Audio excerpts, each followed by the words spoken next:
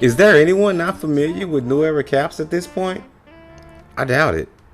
From baseball diamonds to the streets of New York, and eventually the fashion runways around the world, New Era hats have become more than just sports gear. They're a global streetwear staple, a symbol of identity, and one of the most recognizable accessories in fashion history. Their iconic New York Yankees fitted has been popularized the world over by guys like Jay-Z and tons of others, and the brand is well respected industry-wide for its long-standing legacy of excellence. I think we all know that New Era has basically been around since Jesus wore short pants, but the footprint goes way deeper than you might think. I'm Nate the Great from TakeFlight214.com, and today we're diving into the history of New Era hats, how the fitted cap went from America's pastime to a streetwear legend. This is the legacy of New Era, the cap that took over streetwear. But as always, before we get started, please take a second to smash that like button if you enjoy videos like this on pop culture and fashion history. It really is the only way to get the YouTube algorithms to notice us and suggest the videos to more people, which helps the channel continue to grow. Also, another way to help out is once the video is done, don't forget to stop by the website where we have tons of inventory in stock, so I'm sure that you'll find something that you like. But with all that being said, let's get into this story.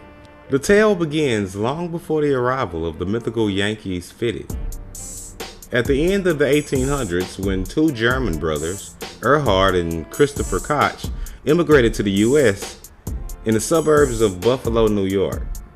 After several years in the hat manufacturing business and a few failures, to be honest, the elder, Erhard, founded his own hat company in 1920 with the financial help of his aunt. But at the time, it wasn't yet called New Era. Back then, it was called the E. Koch Cap Company. However, it wouldn't be long before they renamed it, realizing that the former was a terrible choice. The business did numbers the first year, producing over 60,000 hats. Mind you, at that time, they weren't making baseball hats just yet. Most of their sales came from Paperboy or Gatsby style hats that were super popular back then. The brand solidified itself as a family business in 1924 when Koch's son Harold joined his father to help run the growing company. In the early 30s, Harold realized how popular the sport of baseball was becoming.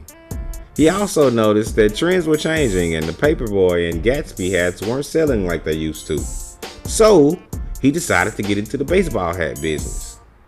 The brand produced its first professional baseball cap for the Cleveland Indians in 1934, in a move that would set the stage for a partnership between sports and fashion that would last for nearly a century. From the 40s on, New Era expanded the brand, producing caps for Major League and minor league baseball teams.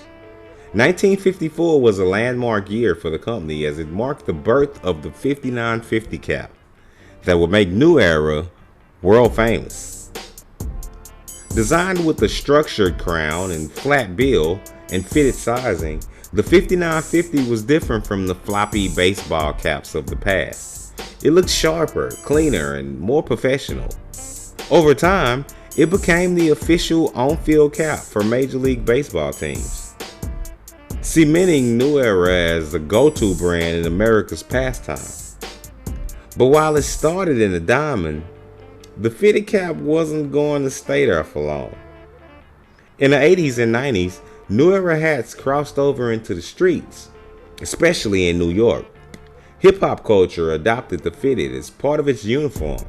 Rappers like Jay-Z, Nas, Mobb Deep, and Notorious Big all wore New Era caps to represent their home teams, their boroughs, or just their personal style. The fitted cap became a symbol of identity and pride.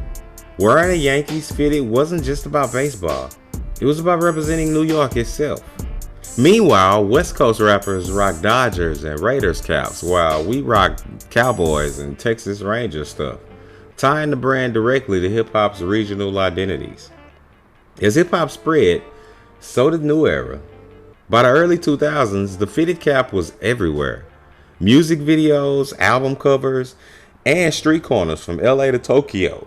As the 2010s approached, a new hat trend emerged: snapbacks. And New Era wanted in on the trend. Although at that time, vintage brands like Starter, Logo Athletic, and Michelin S were highly prized in the sector, New Era continued to hold their own. The 950 snapback had dropped, entering right into the fray with all of those other brands. Streetwear labels saw the cultural power of New Era and started collaborating with them. Supreme, Bape, Stussy, Fear of God, and Kit, they all dropped limited edition New Era caps that sold out instantly. Each collab turned the New Era hat into more than just headwear. Suddenly, it became collectible streetwear currency, just like sneakers.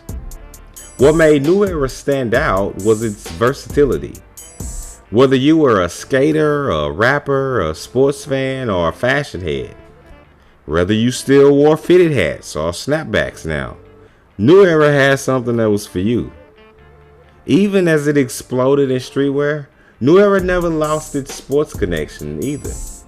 Back in 1993, it officially became the exclusive supplier for the on-field MLB caps, and later expanded into the NFL and the NBA. That official status only boosted its credibility in the streets.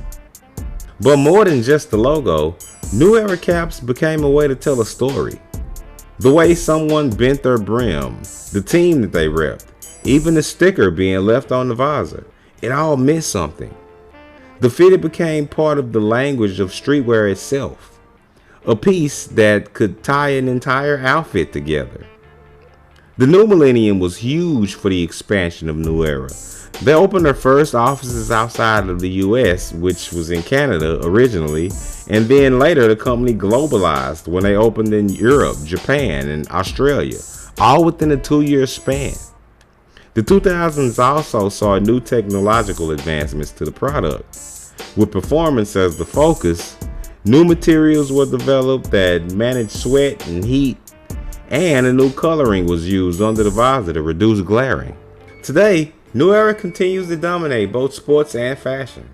It's still the official cap of the MLB, but it's also a canvas for collabs with designers, rappers, and brands across the world. When we think about the fitted hat, it's had its ups and downs in popularity, true, sometimes overshadowed by snapbacks or dad hats, but it's always made a comeback. Why? Because the 5950 isn't just a trend. It's timeless streetwear history. From a small family business in Buffalo to one of the most iconic hats in the world, New Era has proven that sportswear and streetwear aren't separate. They've always been connected. New Era isn't just a piece of headwear. It's culture, it's identity, it's legacy. And as long as people need a way to represent where they're from, New Era isn't going anywhere. But what do you think?